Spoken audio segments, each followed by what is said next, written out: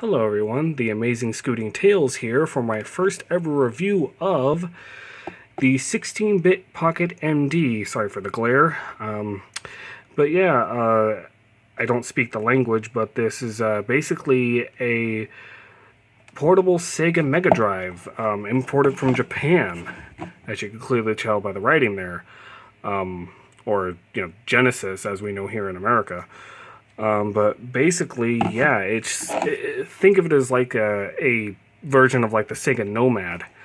Only, in my personal opinion, a lot better. A lot of good games work for this too. Even though it's based off the Japanese Mega Drive, it's got pretty good compatibility with most regions. I do have a few things to test it with, which I will show you a bit later, but just doing a bit of an overview of the box. Really not much. There's nothing in here. I haven't had anything in here for a while, but yeah, there's the box. And here is the unit. So yeah, really nice little device. Is the cartridge slot, which we'll get to later. It's got a reset button for resetting. There isn't any built-in games in this, but that's not necessarily a bad thing. You got your mode button, your start, your 6 buttons, a really nice D-pad. It's got really nice volume and a really nice screen, too. I know I say really nice a lot. I do apologize. Lanyard. It takes AAA batteries. If I remember right, 4 of them.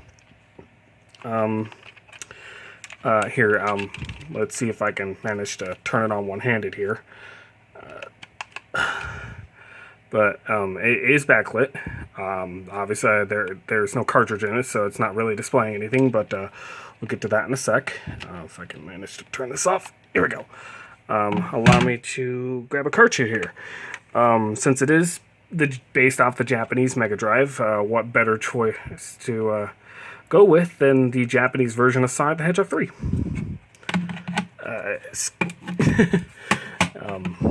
Gonna end up having to fiddle it. Oh, well, never mind. May have gotten it. Let's see if I got it in there. And,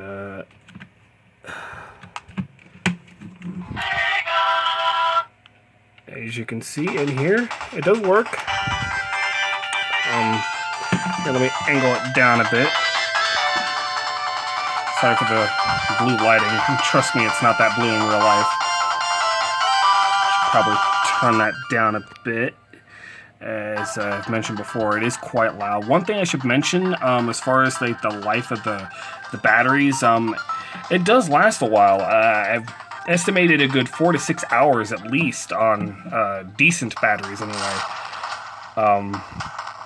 Another thing, with the way this thing indicates when the batteries are running low, especially if you have this on max volume, it's really easy to notice when it's on max volume. The screen will flicker when you have it at max volume when the batteries are running low. Must be a case of there's just not enough juice left to power the screen fully, so it flickers in time with the beat of the audio. So that's one way you can figure out if you need to change out the batteries. But let's go ahead and turn that off here. Bear with me here. There we go. Again, I'm going to have to fiddle with this thing. I'm doing this all basically one-handed here. I will mention that this does not work, sadly. I've tested it with a few different locking on things like Sonic Knuckles and whatnot. It does not register whatever is plugged into the top. So if you have a cartridge that has a port on the top like this, don't bother. It will not work. For this particularly, no matter what I plugged into it, every time I put in a code and press start, all it would do is re-loop back to the main starting menu of the Game Genie. So lock-on technology cartridges do not work. For your presentation, and just a fake game here. Sonic S Factor. Sonic and Sonia and Silver, the S Factor. Sorry, I can't talk today. It's like almost 5:30 in the morning, so doing this quite late. But this does work if I can manage to get it in. You know, I have to fiddle with this again. I do apologize. There we go. And turn it on. So, fan-made cartridges with like ROM dumps or completely original games will most likely work on this.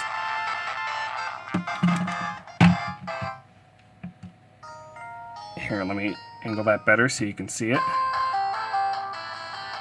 Sorry, I'm kind of, oops, kind of flipping people off there. I do apologize. My bad. But, you know, Sonia, Silver, I believe that's the right button. No, there we go. No. Well, I did something. Regardless, you can see it does work. Let me turn that off. Get the game out. I'm going to save those two for last because they're by far the best. Here I have despite what this looks like, it is not actually just Golden Axe. There's a bonus, I guess you could say, for you.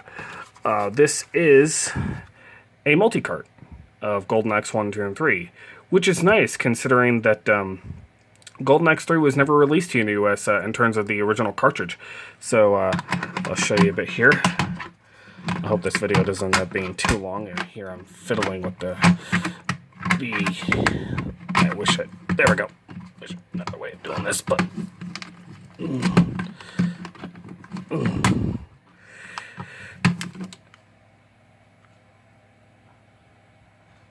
and now it's not in there properly. Darn. Take two. Let's try again. Trust me, this does work. I don't know why I'm having difficulties with it now, but let's try a little smoother.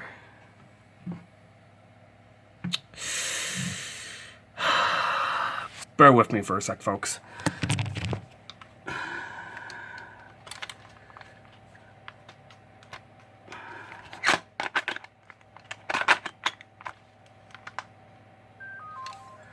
There we go. Got it. Sorry for the black screen there, but as you can see, it does work. For whatever reason, I've even tested this on the official console and everything, and even an aftermarket one from China. For whatever reason in this cartridge, whenever you press left and right, it just cycles through like that. But all three of them do work. I'm not going to bother going into the games, but you could imagine the gameplay and all that. I don't want to have this video being too long, so screw it. I'll go into my favorite one, Golden Axe 3. Which button is it? I guess I'm not. I can't actually get it to go in. Cartridge. Yeah, it's one thing I forgot to mention. The cartridges, unless it's an official one, they're like these knockoff ones, or even not multi-carts, EverDrive like systems. Not systems. They're a bit loose. They're not exact in terms of the diameter of the original cartridges in terms of thickness. So they wobble around a little, but there is a way of getting around that. If you can get a thin piece of cardboard and shimmy in the back, it will stay still to where it won't move around, but I didn't think to do that. So that's on me. One thing I have been able to test and confirm, this game, you could probably tell by the image in the corner there, this game does not work, sadly. That's probably due to the fact that this is never released in Japan, but this game sadly does not work, and I've tried it with a other way of playing it, not just this. This is the actual cartridge. This is just a third-party replacement case because the other one is old and beat up. But here, this one a lot of you probably been waiting to see. It's one of the most iconic games for the Sega Mega Drive / Genesis, Sonic 2. that out of the way. But this cartridge is quite old, so bear with me on this. But I usually have issues with this one loading the first few times. But who knows, maybe we'll get lucky. Of course not. Oh, nope, there it goes. Just a little slow. But Sonic 2 does work. And this is the American Genesis version, by the way. Forgot to mention the regions of all the other ones, but this does work. Let me try to do like a... This is terrible. There we go.